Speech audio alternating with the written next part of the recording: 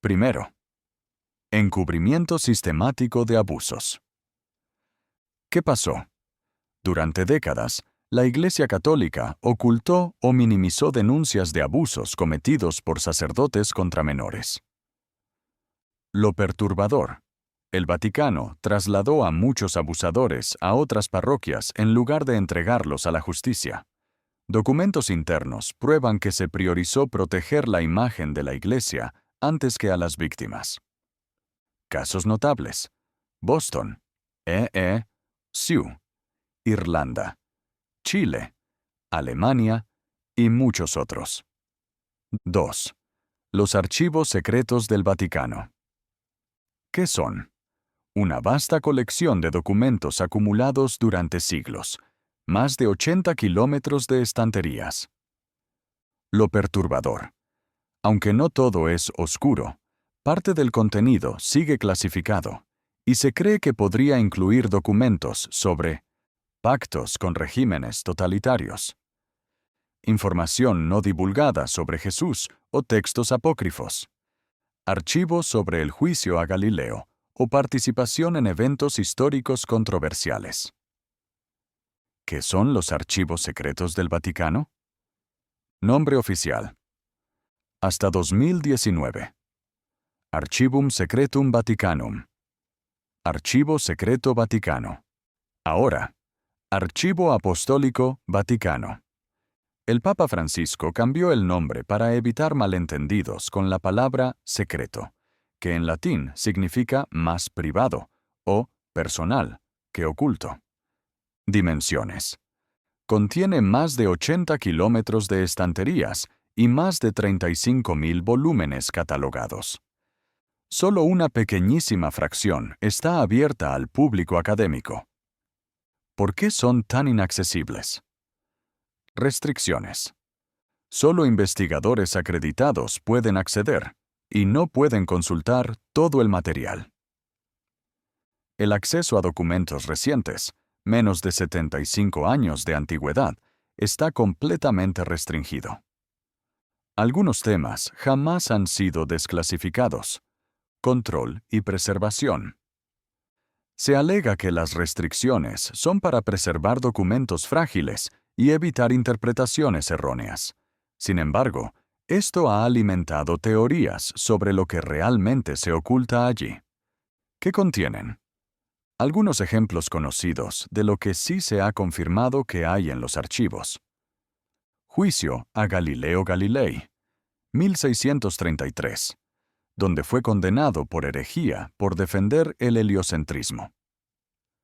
Cartas de monarcas históricos, como Enrique VIII, Inglaterra, y María Antonieta. Documentación de la Inquisición.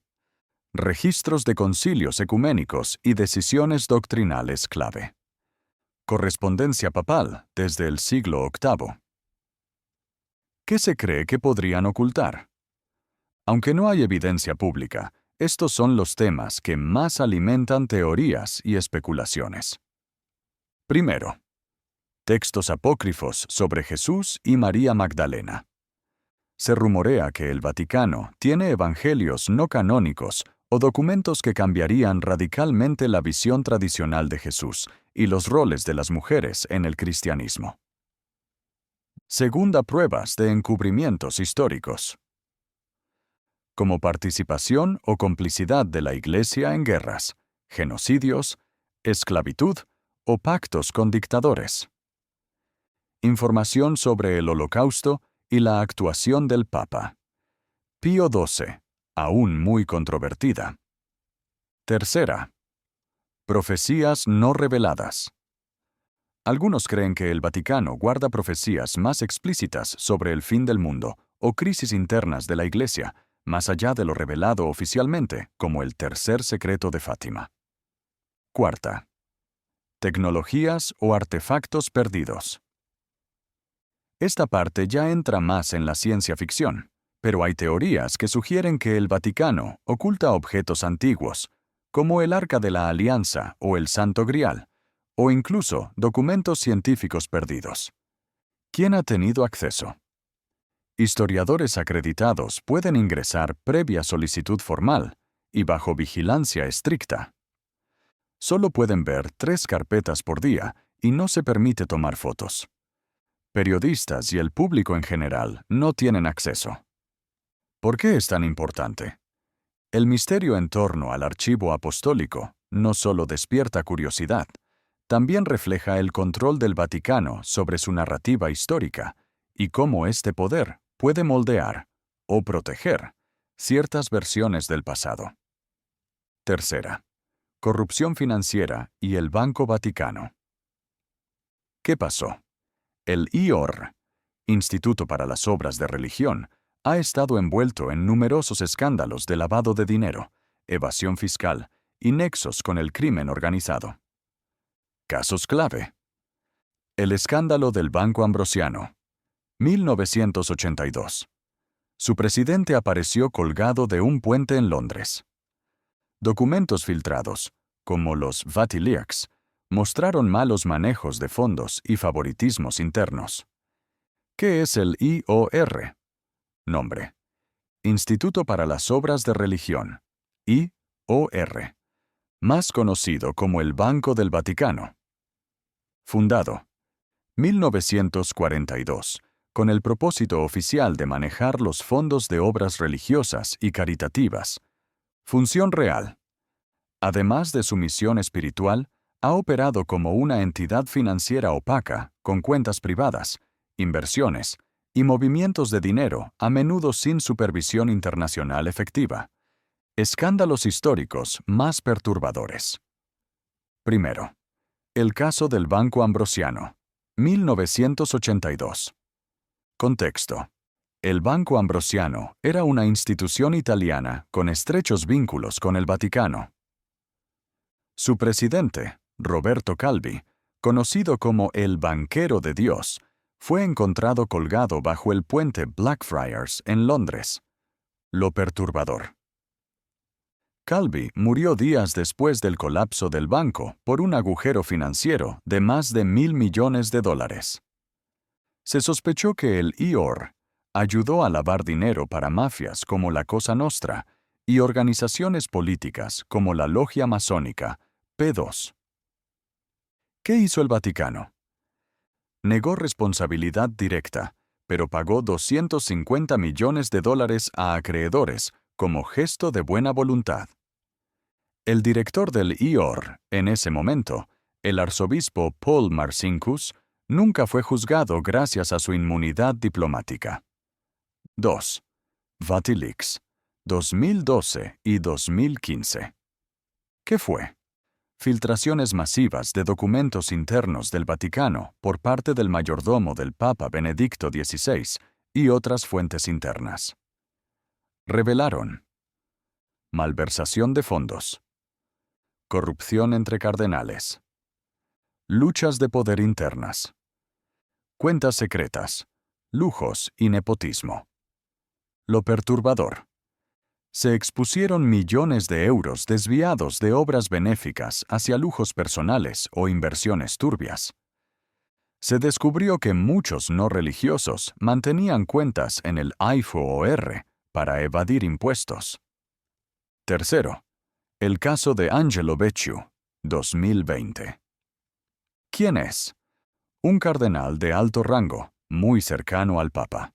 Acusación: participación en una oscura inversión inmobiliaria en Londres usando fondos de caridad, óbolo de San Pedro. Se desviaron más de 350 millones de euros en un esquema financiero irregular. Consecuencias: fue destituido por el Papa Francisco y llevado a juicio en el Vaticano. Una acción muy rara. El juicio expuso redes de corrupción dentro del Vaticano que incluían a empresarios, banqueros y prelados. ¿Por qué es tan difícil investigar? El Vaticano es un Estado soberano con sus propias leyes y sistema judicial. No rinde cuentas a organismos financieros internacionales como el FMI o la OCDE. Por décadas, no existieron auditorías externas. Reformas bajo el Papa Francisco. Francisco ha intentado limpiar el sistema financiero vaticano. Creó una Secretaría de Economía para supervisar los gastos. Reformó el IOR. Cerró miles de cuentas fantasma o sospechosas. Firmó acuerdos con instituciones europeas de transparencia financiera. Ha promovido juicios internos contra cardenales por primera vez en la historia moderna. Pero las resistencias internas son grandes. El mismo Papa ha dicho que el lobby financiero y de poder dentro del Vaticano es real. Teorías y especulaciones. Algunos sostienen que el Papa Juan Pablo I, muerto misteriosamente tras 33 días en 1978, fue asesinado por intentar reformar el IOR y exponer su corrupción. Las conexiones con mafias italianas, logias masónicas y grupos secretos han sido sostenidas por investigaciones periodísticas y judiciales, aunque no siempre confirmadas. Cuarta. La desaparición de Emanuela Orlandi.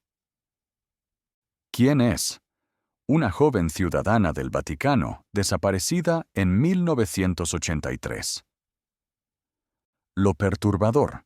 El caso está rodeado de teorías sobre tráfico de personas, conexiones con la mafia italiana, chantajes al Vaticano y hasta rituales secretos. El Vaticano fue acusado de no cooperar totalmente con la investigación durante décadas. ¿Quién era Emanuela Orlandi? Nacionalidad: ciudadana vaticana. Edad al desaparecer: 15 años. Fecha: 22 de junio de 1983. Situación: salió de su clase de música en Roma y nunca volvió a casa. Su padre trabajaba para el Vaticano. Lo más inquietante es que desapareció en territorio italiano, pero era ciudadana de uno de los estados más pequeños y protegidos del mundo: el Vaticano. ¿Qué ocurrió? Los días posteriores a su desaparición estuvieron llenos de llamadas anónimas, pistas falsas, silencio de las autoridades vaticanas, sospechas de manipulación o encubrimiento desde el primer momento. Principales teorías sobre su desaparición. Primero, chantaje al Vaticano por parte del grupo terrorista Lupo Gris. Se dijo que Orlandi fue secuestrada para forzar la liberación de Mehmet Ali Aka, el hombre que intentó asesinar al Papa Juan Pablo II en 1981. Este grupo exigía la liberación de Aka a cambio de la joven. Problema: nunca se comprobó que el grupo tuviera vínculos reales con su desaparición. Segundo secuestro vinculado a la mafia romana y el Banco Vaticano. La Banda de la Magliana, una organización mafiosa en Roma, habría secuestrado a Orlandi como presión al Vaticano para recuperar dinero perdido en negocios turbios con el IOR, Banco del Vaticano. El Papa Juan Pablo II y el cardenal Marcinkus fueron mencionados indirectamente en investigaciones periodísticas como posibles objetivos de presión. Un mafioso arrepentido, Antonio Mancini, declaró que fue un secuestro estratégico para chantajear al Vaticano por dinero perdido en el colapso del Banco Ambrosiano. Tercer encubrimiento de abusos dentro del Vaticano. En 2012, una carta filtrada, no verificada oficialmente, apuntó a que Orlandi habría sido víctima de explotación por parte de personal eclesiástico de alto rango. Esta teoría sugiere que fue desaparecida para encubrir abusos dentro del Vaticano. En 2019, el hermano de Emanuela reveló un documento que indicaría que el Vaticano había financiado durante años el mantenimiento de Orlandi fuera de Italia. El Vaticano lo negó rotundamente, alegando que era una falsificación. Cuarta enterrada en el Vaticano. En 2018 a 2019, una pista anónima llevó a la familia Orlandi a solicitar la apertura de 2 tumbas en el cementerio teutónico del Vaticano, donde se sugería que Emanuela podría estar enterrada. Las tumbas estaban vacías. Se encontraron restos óseos en una habitación subterránea, pero no eran de ella. El hecho de que el Vaticano permitiera la exhumación por primera vez generó especulaciones sobre que sí saben más de lo que dicen. ¿Qué ha hecho el Vaticano? Durante décadas, el Vaticano ha sido acusado de no colaborar activamente con las investigaciones. Solo en 2023, bajo presión mediática y política, tras el éxito del documental de Netflix Vatican Girl, el Vaticano reabrió formalmente la investigación. El Papa Francisco ha prometido transparencia, pero nunca ha confirmado si el Vaticano guarda documentos internos sobre el caso. Impacto mediático. Vatican Girl, The Disappearance of Emanuela Orlandi. Netflix, 2022. Revivió el caso y presentó testimonios clave que sugieren complicidad del Vaticano. También fue tratado en programas como 60 Minutos y documentales italianos que han presionado a las autoridades. El hermano, Pietro Orlandi. Pietro ha sido la figura pública más persistente en la lucha por la verdad sobre su hermana. Acusa directamente al Vaticano de saber más de lo que admite y ha dedicado su vida a investigar el caso. Conclusión. El caso Orlandi no solo es perturbador por su contenido, una adolescente desaparecida, sino por los posibles responsables y el prolongado silencio institucional.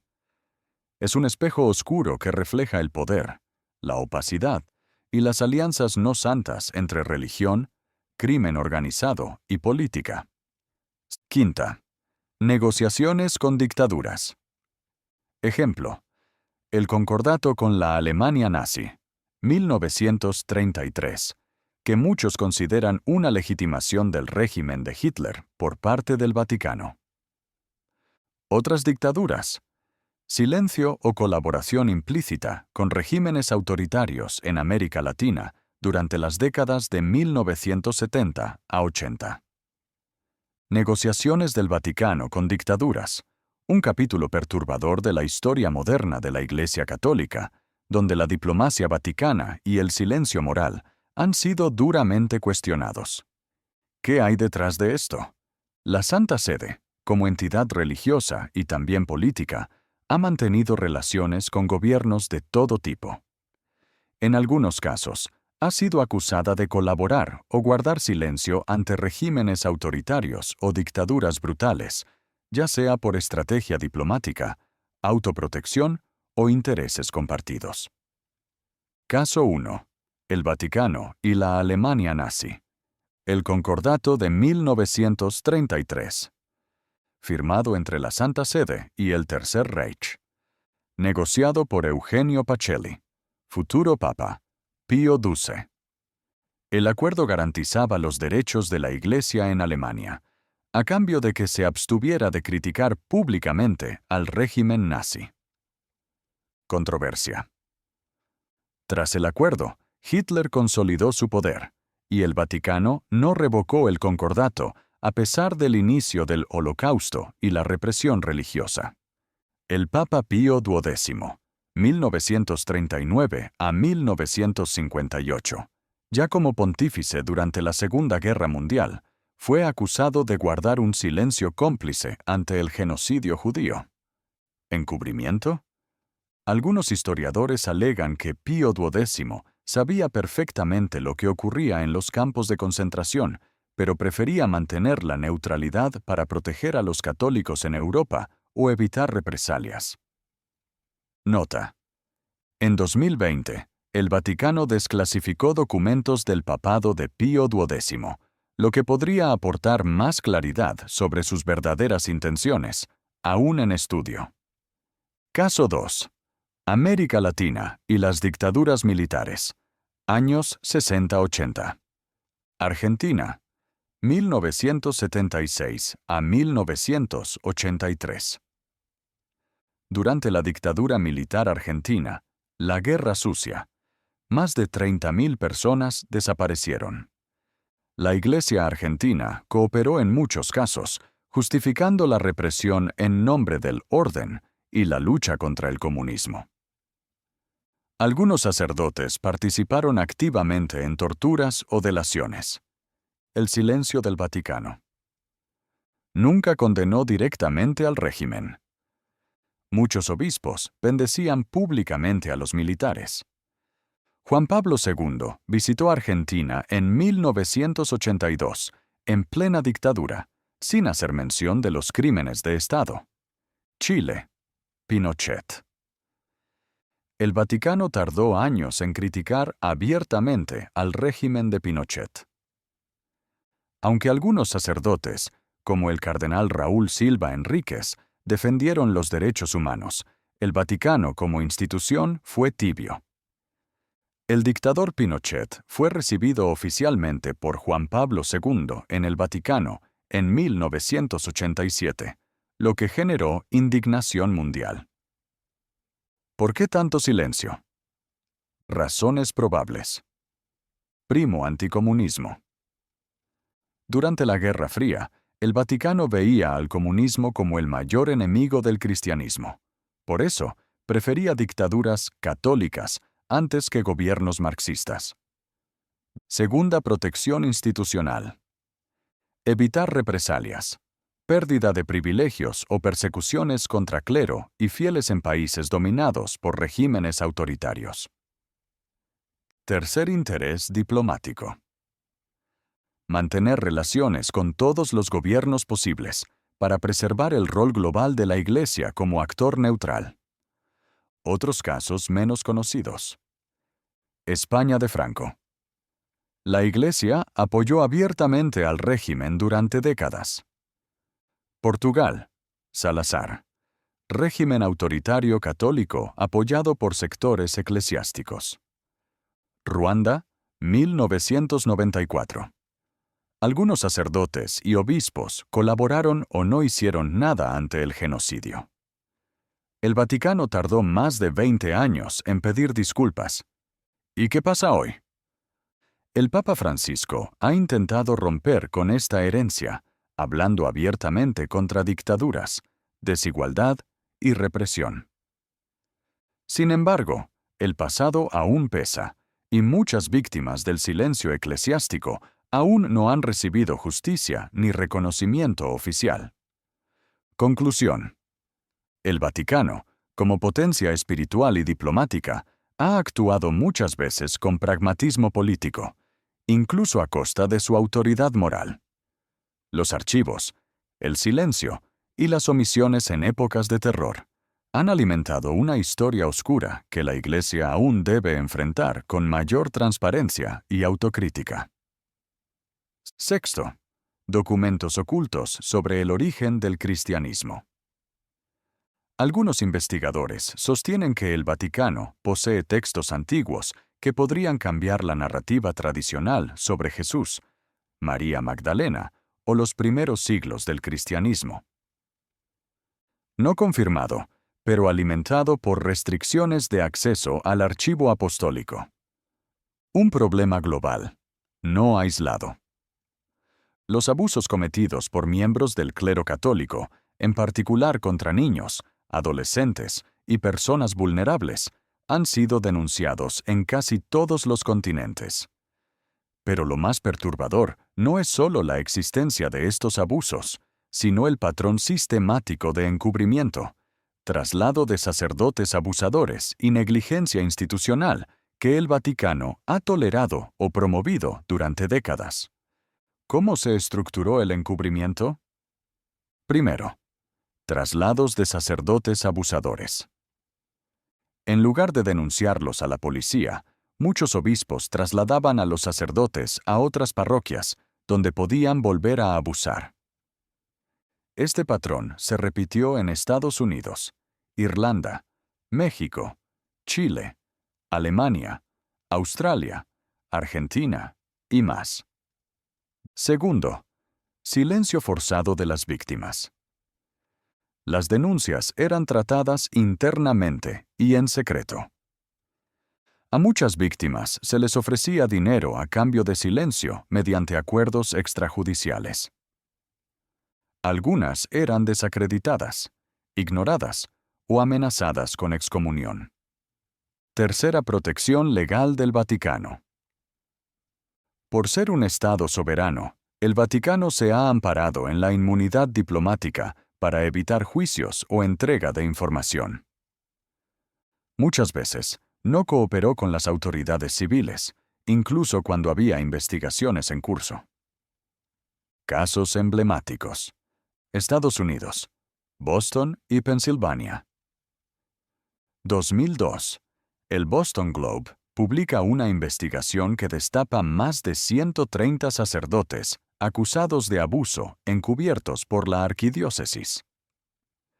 El entonces cardenal Bernard Law fue trasladado al Vaticano, donde se le dio un cargo honorífico.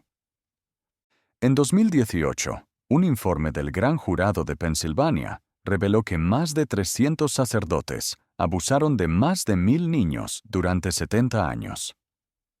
Irlanda. El informe Ryan, 2009, documentó décadas de abusos físicos y psicológicos a niños en instituciones gestionadas por órdenes religiosas católicas. Se descubrió una colusión sistemática entre iglesia, gobierno y policía para encubrir los crímenes. México. El caso Marcial Maciel. Fundador de los Legionarios de Cristo, fue acusado de abuso a menores y seminaristas, incluso a sus propios hijos. Tuvo una doble vida con varias mujeres. Durante décadas, fue protegido por altos cargos vaticanos, incluso por Juan Pablo II, que lo consideraba un modelo sacerdotal. Solo tras su muerte, 2008, el Vaticano reconoció públicamente su culpabilidad. Chile. El caso del sacerdote Fernando Karadima, abusador en serie de menores durante más de 30 años, mostró cómo el clero chileno protegía a sus propios miembros. En 2018, todo el episcopado chileno renunció en bloque ante el Papa Francisco, una medida sin precedentes. La responsabilidad papal. Juan Pablo II. Aunque es santo para millones, fue duramente criticado por su indiferencia inicial hacia las denuncias y por proteger a figuras como Maciel. Benedicto XVI. Como cardenal Ratzinger, fue jefe de la Congregación para la Doctrina de la Fe, que centralizaba las denuncias de abusos. Fue el primer papa en enfrentar el problema abiertamente, pero renunció en medio de una crisis de credibilidad. Francisco. Ha pedido perdón, creado comisiones de protección de menores y permitido juicios a cardenales, como Becciu o Pell. Sin embargo, ha sido acusado de no actuar con la contundencia esperada en algunos casos, como en Chile, o con obispos acusados. ¿Cuáles han sido las consecuencias? Millones en indemnizaciones han obligado a muchas diócesis a declararse en bancarrota. Miles de sacerdotes han sido retirados del ministerio o excomulgados. El número de vocaciones ha disminuido radicalmente en muchos países. La credibilidad moral de la Iglesia se ha desplomado. Conclusión. El escándalo de abusos no es solo una tragedia moral y criminal, sino una crisis estructural. Revela un sistema que, durante décadas, priorizó proteger su imagen antes que proteger a las víctimas. El proceso de reparación es lento, doloroso y aún insuficiente para muchas de las personas afectadas. 7. El tercer secreto de Fátima. ¿Qué es? Una de las revelaciones marianas supuestamente dadas por la Virgen María a 3 niños en Portugal, 1917. Lo perturbador. La Iglesia tardó décadas en revelar este tercer secreto. Algunos creen que el mensaje completo sigue oculto y contiene profecías catastróficas o denuncias sobre corrupción interna. El tercer secreto de Fátima es uno de los misterios religiosos más controversiales y debatidos del siglo XX. Aunque oficialmente fue revelado por el Vaticano en el año 2000, mucha gente, incluidos teólogos, sacerdotes y estudiosos, cree que no se ha dicho toda la verdad. Vamos paso a paso. ¿Qué fue la aparición de Fátima? Lugar: Fátima, Portugal. Fecha: entre mayo y octubre de 1917. Videntes: 3 niños pastores. Lucía dos Santos y sus primos Francisco y Jacinta Marto. Dijeron haber visto a una señora vestida de blanco, identificada como la Virgen María. ¿Cuáles fueron los 3 secretos? La Virgen entregó 3 mensajes, llamados secretos, a los niños, que fueron escritos posteriormente por la hermana Lucía. Primer secreto: visión del infierno. Los niños vieron almas de los condenados y demonios en un mar de fuego. Un mensaje para advertir del pecado y la necesidad de la penitencia. Segundo secreto: predicción de la Segunda Guerra Mundial. Anuncio de que Rusia propagaría errores por el mundo. Comunismo. Petición de la consagración de Rusia al Inmaculado Corazón de María. Tercer secreto. Fue escrito por la hermana Lucía en 1944, sellado y enviado al Vaticano, donde fue guardado en secreto hasta el año 2000. ¿Qué dice el Vaticano que contiene el tercer secreto? Revelación oficial. Año 2000. Por el Papa Juan Pablo II. El Vaticano publicó un texto que describe una visión simbólica. Un obispo vestido de blanco, interpretado como el Papa, sube una montaña llena de cadáveres, cruces y ruinas. Al llegar a la cima, es asesinado junto con otros religiosos y fieles por soldados con armas de fuego.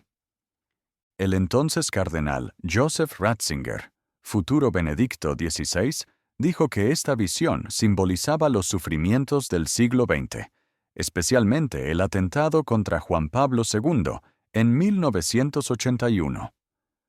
¿Por qué muchos no creen que ese sea todo el secreto? Primera Lucía había dicho que el secreto debía revelarse en 1960. Porque, según ella, entonces se entendería mejor. Pero el Vaticano esperó 40 años más, lo que generó sospechas. 2. La visión publicada no tiene palabras de la Virgen. Solo se describe lo que vio Lucía, sin ningún mensaje explícito. Los 2 secretos anteriores tenían contenido verbal claro, pero el tercero no. Terceros altos clérigos afirmaron haber leído algo distinto. El cardenal Mario Chiappi, teólogo papal de Juan Pablo II, afirmó que el tercer secreto hablaba de que la gran apostasía comenzaría desde la cúspide de la Iglesia. El arzobispo Loris Capovilla, secretario de Juan XXIII, indicó que había 2 textos distintos del tercer secreto, uno más simbólico y otro más explícito. Cuarta. La supuesta hoja escrita por Lucía no coincide. En entrevistas, personas que vieron el documento original dicen que era una sola hoja, y el texto publicado por el Vaticano es más largo y en varias páginas. ¿Qué creen los teóricos y críticos? Muchos estudiosos y fieles creen que el Vaticano ocultó la parte más explosiva del mensaje, que advertía: una gran apostasía, pérdida de fe, dentro del clero. Corrupción y traición en las altas esferas de la Iglesia. Una crisis final que involucra a un papa falso o un cisma. Posiblemente incluso una profecía del fin de los tiempos o la aparición del anticristo. Relación con el escándalo de abusos y crisis en la Iglesia. Muchos piensan que los abusos sistemáticos y el encubrimiento dentro del Vaticano son el cumplimiento de lo que la Virgen advirtió: la corrupción espiritual dentro del mismo corazón de la Iglesia. Conclusión. Aunque el Vaticano sostiene que el tercer secreto ya fue revelado por completo, el contenido simbólico, la falta de palabras directas de la Virgen y el contexto histórico han llevado a miles de fieles y estudiosos a pensar que aún falta una parte clave del mensaje original. Para muchos, este secreto sigue siendo una advertencia sobre una gran crisis moral y espiritual que aún no ha terminado.